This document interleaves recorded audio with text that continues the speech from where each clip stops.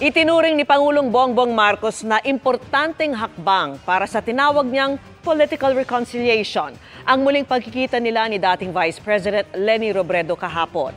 Natutuwa raw ang Pangulo sa ginawang ito ni Senate President Chis Escudero. At nagbabalik si Ivan Mayrina. Ang paghaharap at kamayan ni Marcos at Robredo sa Sorsogon kahapon, unang hakbang nga ba sa paghilom ng sugat tulad ng sinabi ni Senate President Chis Escudero? Sabi ng Pangulo, Senate President Chis Escudero and who has taken a very important step towards political reconciliation yesterday. Well done. I'm so happy you did that. Nagkitang dalawa sa inauguration ng Sorsogon Sports Arena kahapon matapos anyayahan ni Escudero si Robredo na salubungin ng Pangulo sa pagdating sa Sorsogon. Sabi ni Robredo hindi siya nagdalawang isip na paunlakan ang imbitasyon ni Escudero pero naging mabilis lang daw ang kanilang pagkikita. Sa akin kasi hindi naman issue yun. In fact, para sa akin yung nagbibigay respeto ka sa posisyon. So walang pag-aatubili yung pag-oo ko kay Senator Chis kung pwedeng sumama ako sa kanya pagsalubong.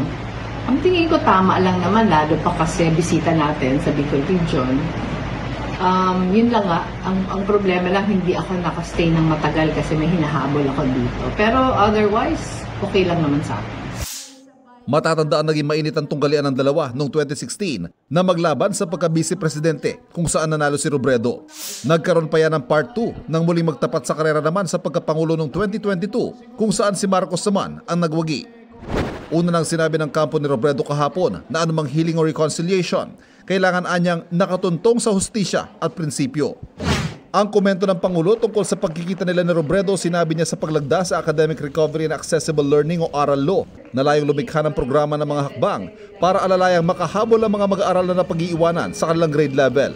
Partikular na tututukan ang mga natigil sa pag-aaral at ngayon nagbabalik eskwela, mga mag-aaral na hindi naabot ang minimum proficiency level o kakayahan sa math, science at reading at ang mga bumabagsak sa mga pagsusulit na ibinibigay sa teacher's evaluation.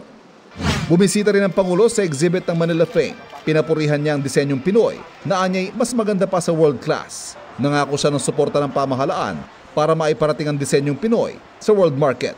Para sa GMA Integrated News, Ivan Mayrina, nakatutok, 24 Oras.